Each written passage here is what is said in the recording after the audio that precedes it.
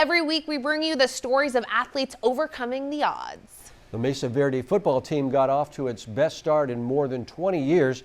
And as Brian Mueller tells us, one of the keys to that early success came from a player that hasn't played a snap this season.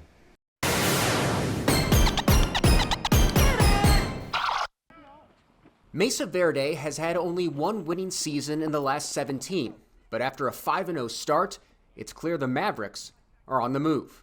We really instilled with the kids just changing the culture here, having a winning attitude and stuff like that. I think that's really started it, and just holding them accountable. We've worked hard and that we just put in the work in the weight room and on the field, and especially with the Tony thing, it pushed us even further to go above and beyond. The Tony that Tyler is referring to is Tony Rocha, a star linebacker for Mesa Verde. Just a beast. He was a beast, really. He was like the toughest person I knew. Tony was shot and killed in the early morning hours of May 28th at a party in Carmichael. It was a case of wrong place, wrong time. My mom woke me up and she said, like, check the group chat, check your phone, what are they saying? And I didn't think it was real. And then it finally hit me that, oh my God, he's actually shot. And it hurt to think that, because I wouldn't have him by my side. As soon as I saw my wife, I just broke down, started crying. I love these kids like my own. When that happened, it was like losing your own son. Tony was a friend. He was a great person. He was there for you whenever you needed anything. And ferocious on the field.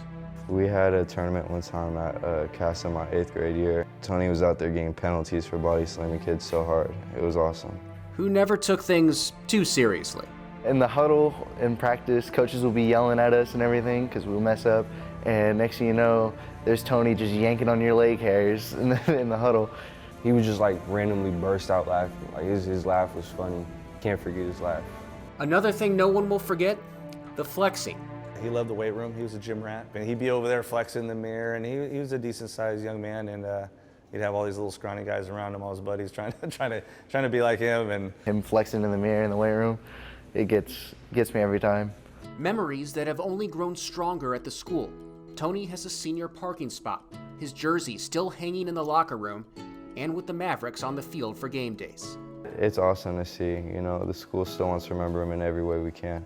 Yeah, he was a huge presence on this campus. Everybody knew him and everybody loved him. Tony's memory has motivated this Maverick football team in more ways than one, inspiring more players to get on the field. And we kind of had some situations prior to that where some of the kids were kind of thinking about not playing this year.